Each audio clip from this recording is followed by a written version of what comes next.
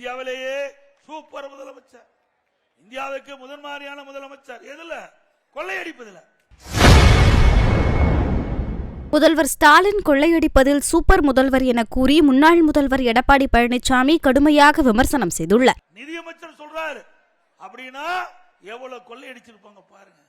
இந்த 4 ஆண்டு காலம் கொள்ளையடிப்பதிலே முதலிடம் வைத்தது திமுக.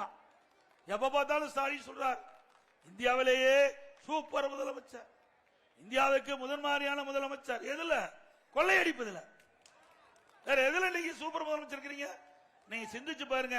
திருவாரூர் மாவட்டம் நல்லிலம் சட்டமன்ற தொகுதியில் ஏதாவது ஒரு திட்டத்தை கொண்டாந்துருக்காங்களா? நான் பேசி முடிச்ச பிறகு என்னென்ன திட்டத்தை கொண்டு வந்தேன் என்று பட்டியலிட்டு சொல்றேன்.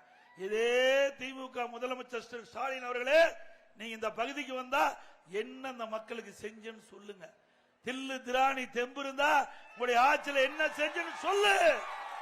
உங்களை எதுக்காக தேர்ந்தெடுத்திருக்கிறாங்க? மக்களுக்கு சேவை செய்ய, மக்களுக்கு நன்மை செய்ய. எதுவுமே செய்யலையே.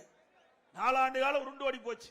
அப்படியே நீட்டா வருவார், போட்டோ ஷூட், அப்படியே தொலைக்காட்சியில் படம் பிடிப்பாங்க, அப்படியே படம் வரும், அதோட முடிஞ்சு போச்சு அன்னைக்கு கதை. இப்படியே 4 வருஷம் ஓட்டிட்டார். போட்டோ ஷூட்லயே 4 வருஷம் ஓட்டிட்டார். அப்புறம் என்ன பண்ணுவாரு? ஒரு பேர் வைப்பார். பேர் வைக்கிறதுல மண்ணை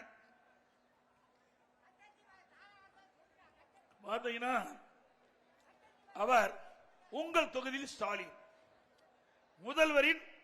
முதல்வரின் முகவரி திட்டம். இப்ப உங்களுடைய ஸ்டாலின் எல்லாம் ஒன்னேதான். பேரை மாத்தி மாத்தி வச்சு மக்களை குழப்பிக் கொண்டிருக்கிறதா இந்த ஆட்சியுடைய சாதனை. பெரிய சாதனை படைச்சிருக்கார் ஸ்டாலின். திரு உதயநிதி அவர்களை துணை முதலமைச்சர் ஆக்கியிருக்கார்.